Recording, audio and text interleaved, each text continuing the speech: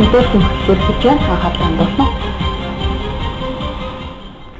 Сена Барбитал хэмээх эмийн хордлогод орсон 16 няраа их хүүхдийн эрүүл мэндийн үндэсний төв дэмжлүүлж байна. Тархины давталтай юм уу шарлалттай хүүхдэд бага тунгаар өгөх ёстой тус эмийг эмийн санч андуурам том хүний тунгаар олгосон байгаа юм. Нийт 23 хүнд эмчийн жорын дагуу эм бичиж өгсөн ч 7 хүүхдэд уулгаж амжаагүй байсан байна.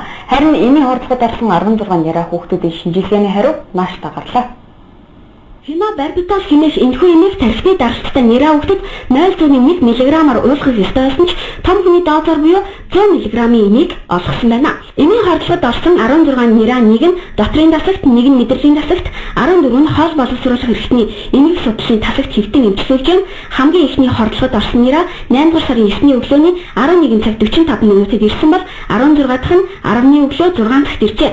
Эхний өвчтөд ирсэн учраас хихнэлхсийн яаралтай арга хэмжээ авч тухайн эмийг худалдсан 3 гал эмнэлэгт ойрлох Монсын салбар руу мэдэгдсэн байна.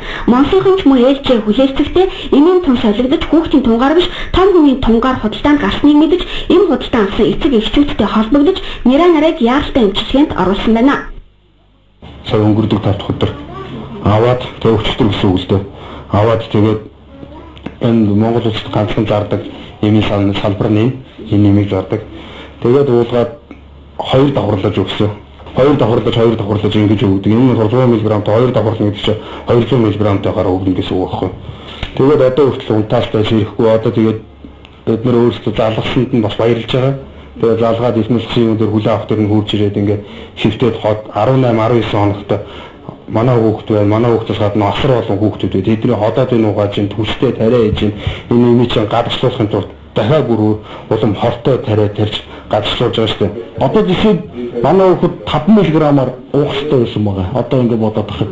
Тэгэхэд чинь 100 мг-ийн одоо нэг таблет нэг юусэн 100 мг-ийн 20 дахин илүү одоо том хүний тооцоор 20 дахин илүү хүчтэй юм болчихж байгаа. Одоо энэ чинь хүүхдийг ингээд тайвшруулаад шараа налга болгодог зориулттай юм байна шүү дээ.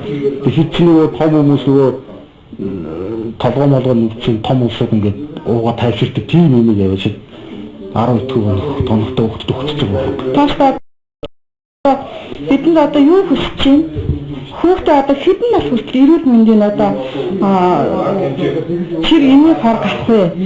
Хэдэн нас хүрээд одоо тэр эрүүл бойцох юм бол одоо тэр эм ямар нэгэн нөлөөлөл байхгүй гэж үзэхөө гэдэг л баталгаа хэлдэг бид нар.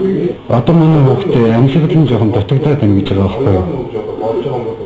Хотоодын угаасан тусал хийж байгаа гэж одоо амьсгалын дутагдаад байна. Энэ зөвхөн юу барьж нөлөөлдөггүй гэдгийг бид нар мэдгүй юм. Хойст хамгийн гэртэн тэр л юм. Нэгэн сүүл охинтой болсон болохоор одоо ганц охиндоо санаа зовж 8 дугаар сарын 10-ны байдлаар 3 гал дахь Монсын салбар эмийн сан ажиллахгүй байснаас гадна мэдээлэл өгөх эрх бүхийхүү Монсынхд байсангүй. Гэхдээ эмийн хордлогод орсон эцэг эхчүүдэд тус салбарын эмийн санчнаар бүхий л талаар тусалж шаардлагатай эм витамин зэргийг өгч байгаа гэдгийг хэлсэн юм. Их хүүхдийн эрүүл мэндийн үндэсний төвийн эмч зөвлөгч нарч шаардлагатай эмчилгээг хийж байгаа гэлээ. Эцэг эхчүүдийн төлөөлөл тус эмнэлгийн захиралтай уулзсан байна. Эмчнэр нь хэлжлээ л да шаардлагатай эмчилгээг бол хийж байгаа хүүхд болгон дээр энэ чинь хөдөлгөөний хэмжээнээс шалтгаалж хийдэг гэж юм л да.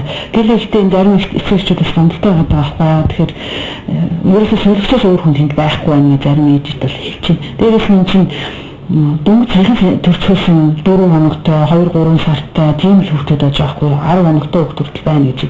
Ээжүүд нь бүгдээрээ сүм татрах магадлалтай нэг ганц хоёр ээж даралт нь аюу хүнд өссөн байна гэдэг нэг сүүл юмнуудын тэрийг бид нар хэллээ л дээ. Тэгээд бид нар тэгэхэд бол энэ чинь ээжүүд дээр бол төвөнд одож ажиллах хэрэгтэй гэж хэлсэн юм хэллээ л дээ. Тэр Сена Барбитал гэх эмийн хор нөлөөний юу гэж яах юм? Яг ямар өвчтөй хүүхдэд зориулсан юм? Яг нь тайвшруулах зорилготой юм л би бол ойлгосон.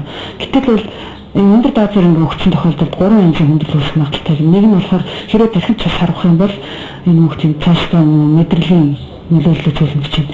Хоёр дахь нөлөө нь болохоор уушны хатгалгаа болох магадлалтай гинэ. Тэгээ 3 дахь нөлөө нь бөөрөнд нөлөөлөх чинь. Энэ 3 хэрэг энэ 3 үүсэх юм бол энэ хүүхдэд аюу аюултай болох гэдэг байгаа байхгүй. Тэгээ бид нэр сайн бол бас энэ мэдрэлийн эмчнэрийг авчиж энэ хүүхдэд анхаарал тавьж гэсэн тодорхой хэмжээгээр бид нэр устдын зүйлс хийж хэллээ.